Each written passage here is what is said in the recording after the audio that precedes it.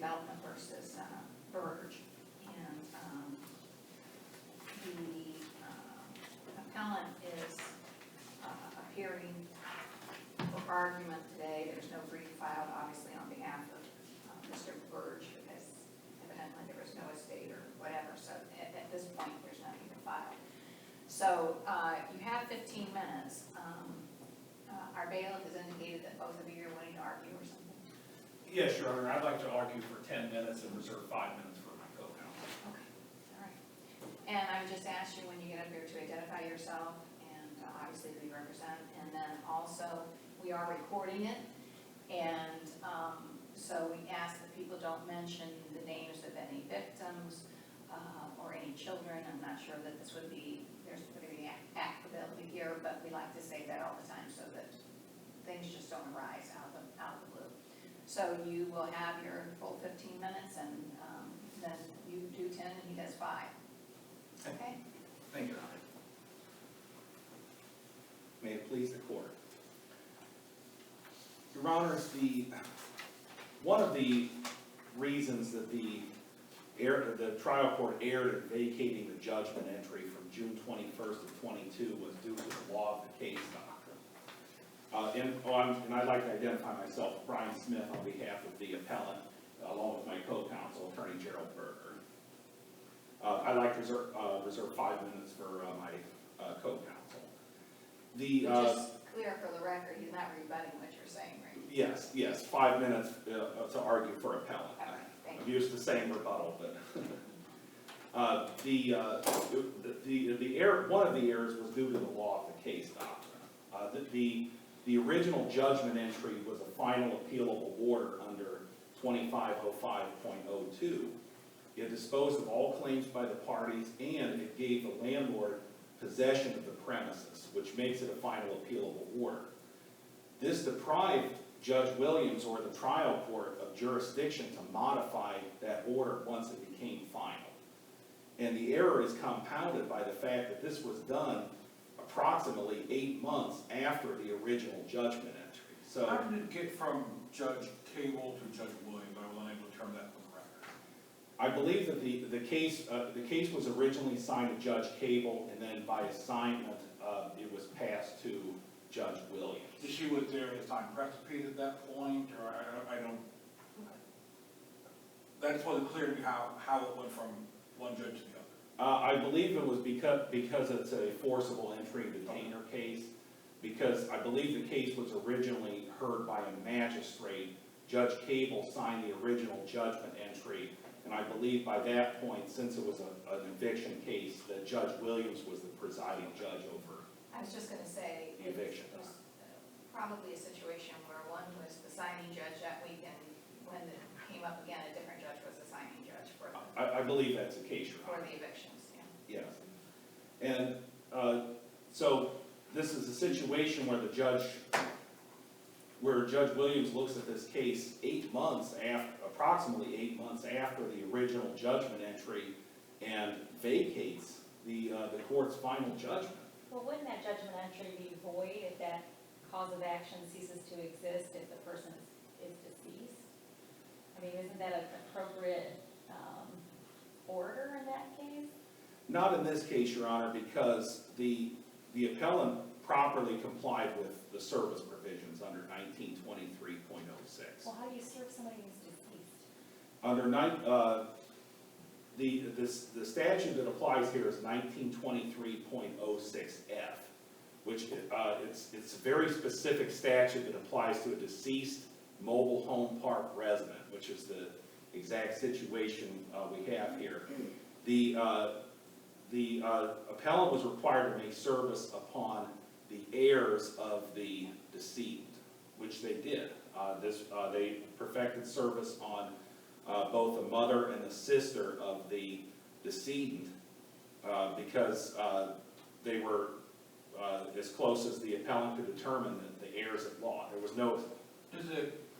Does that section refer to heirs or immediate family members? Heirs seem to be a probate term. Does the code section in 1923.06 after that refer to heirs? Is that how it describes people, or is this our immediate family members or known family members? It applies to heirs. I believe that's the term that's actually used in the statute. But wouldn't that presuppose that the party that's a part of the eviction is the estate, The, not the deceased person? 192306 doesn't mention, it actually applies whether or not there's an estate. Actually, it applies in this situation because there is no estate. The problem is if you need an estate, the statute, if you need an estate for 192306 to apply, it essentially reads the statute out of existence because once there's an estate filed, the appellant would have had to serve the fiduciary of the estate. But since there was never an estate filed, the service provisions that apply here would be the 192306F, which is what the appellant complied with in serving the decedent's mother and sister. And they were both served by certified mail on May 13th of 2022. So that was. Which is the problem that the trial judge said there was with the whole thing, that the certified mail was not done properly or wasn't the proper return or whatever. There were several things that they cited. One of them was they claimed that the heirs were not named. They claim that the heirs were not named, and the problem with that is under 1920 that was the issue that the court took with vacating it, was that 192306 was not complied with here because there was no proper service. The problem was that there was no other way to serve other than the provisions in 192306 without an estate. So if there's no estate, why isn't the remedy to just evict the occupants? Well, that's what was done here because there was no other. By naming them or naming, when you have a squatter, you name the occupants of the address, you don't know. Well, and I believe that the original complaint did name Burge and occupants, JB and occupants, but there was no other occupant in the residence. So so in the case of a decedent who lives alone in a mobile home, the only way to get them served is, the only way to perfect service legally where there's no estate is to serve the heirs as can be as closely determined. Well, I want to make sure I'm understanding too. When you're talking about service under 192306, you're actually talking about service of the eviction complaint, Correct. not the service that you have to make before you can even file a complaint. Yes, it was the service of the eviction complaint. That was what was at issue. My understanding is there might be even a problem with the actual service to begin with. 192304C requires posting and mail service on a mobile home to see the property as well as the immediate family. Well, and that was what was done here, Your Honor. The immediate family was the decedent's mother and sister. He was not married, had no children that could be determined to any degree of certain, at least to the best of the appellant's knowledge. And that was served by regular mail to them? They were served by certified mail. Now, what I'm talking about before the eviction complaint was filed. I believe they were served, I believe it was served by posting and mail and by certified mail. Okay, because I thought the complaint only said posting, but I could be wrong. Well, it was actually, we would argue that appellant complied with both, because if they did service by posting and they served the next of kin, the mother and sister, by certified mail, that would actually comply with both 192304 and 192306F. Except that 192304 has to be done before 192306, and that would be a jurisdictional issue. Well, and I believe that's what I believe that's what was indicated, that I believe that given the time frame here, that the original service was, I believe that was done by post. I can double check that, but I believe the original service was done by posting, and then certified mail service was completed at some date after that, given the time frame. The other issue here is too that the mother and sister they didn't want the mobile home. The issue was essentially this was a situation where this gentleman passed away, wasn't discovered for a period of time. There were sanitation issues given the situation, and given that the home was only worth around roughly $1,800, it wasn't worth the expense and effort for the family. So this was a situation where the mother and sister were notified. They chose not to pursue any property claims relating to the mobile home. They were both served, and this is a situation where procedural due process was certainly complied with. They had adequate notice and chose not to pursue any claims for property given the. And if you want to save time for your. Yes, and I'd like to reserve my remaining time for my co-counsel. Thank you. Thank you.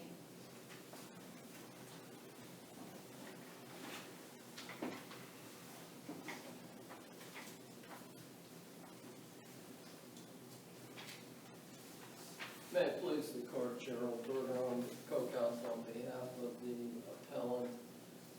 There's some confusion here, and naturally so. The legislature under 1923.06 has devised a special procedure involving deceased residents of mobile home parks that is not applicable in landlord tenant situations that don't involve a manufactured home park. It's a different process. And 1923.06 F is the subsection that deals with the deceased manufactured home park tenant, and it provides that if there is no estate open for the deceased tenant, then the plaintiff is required to try to ascertain who the immediate quote-unquote family members are, and my co-counsel, I think, misspoke under I of that section, 1923.06I, it defines who immediate family members are, gives a definition, and it states the person, spouse, brothers, and sisters of a whole or half-blood, children, including adopted children, and stepchildren, parents, and grandparents. And there was some confusion in this case because this deceased mobile home residential park tenant had died, and because he didn't have any real close family members monitoring what was going on in his life, he died and literally melted into the home of the mobile home, his mobile home, because it wasn't known that he died. So he was in the home literally decomposing for 2 weeks or more. And then finally there was a welfare check requested, and they discovered the body. So there was no estate, which, you know, the Judge Williams kept insisting there's got to be an estate. There's no estate. There's no heirs per se. I don't want to get into too much of the weeds, but in probate law, real estate passes automatically to the beneficiaries under the will or the intestate heirs, subject to divestiture. Personal property passes automatically to the personal representative if there's an estate administration. And in this case, there was no administration, so these immediate family members really had an inchoate right to the mobile home itself, which is personal property. It's not real property. Were they named, I understand they were served in the They actual. were served, our position is this, they were served correctly. They both happened to live in the same, together, the mother and the sister. And they were both served at that address that was laid out in the precipice that was filed. Were they included as named defendants? So in other words, the lawsuit was development company versus just Mr. Burge, or who all was listed as defendants? Just James Burge and the occupants, which is all that the statute requires. It doesn't say, the statute doesn't say that the immediate family members are named defendants. And one good reason why that may be is because if if you name someone as a defendant in an eviction action, then later on, if they need to go to rent a property from someone else, there's a credit check, and a new landlord would say, well, you've got an eviction on your record, I don't want to deal with you. So they don't want to make these folks, these immediate family members, defendants, and have them face this collateral consequence. Counsel, you don't have much time left, but I want to ask you just in regard to the posting issue, because I understand what you're saying with 1923-06, that's a special procedure dealing with residents of the manufactured home park, but also 1923-04 is also dealing with the special circumstances of a deceased resident of a manufactured home park, and that requires that the original posting as well as notice by mail is sent to the immediate family. Yes, that's correct, Your Honor. And is there anything in the record that demonstrates that? I don't believe there is, Your Honor, to be quite frank, and I'll conclude by saying, and I don't want to get off track here, but part of the problem with this case was it was originally filed and just named James Burge an occupant and and I think that was because at the time the plaintiff didn't realize the individual was deceased. The regular mail came back, and a magistrate previously ruled that there was lack of service because the regular mail did come back, and that was based on a case decided by this court previously, the Timbertop case, that said if the regular mail comes back, there isn't good service. Okay. And they relied on a case from the 10th District that was, well, it was dictum upon dictum. And That's you're out of time. Okay, thank you, Your Honor. Thank you. Thank you. We will take the matter under advisement and issue a written opinion that will be sent to both parties. Thank you. So much.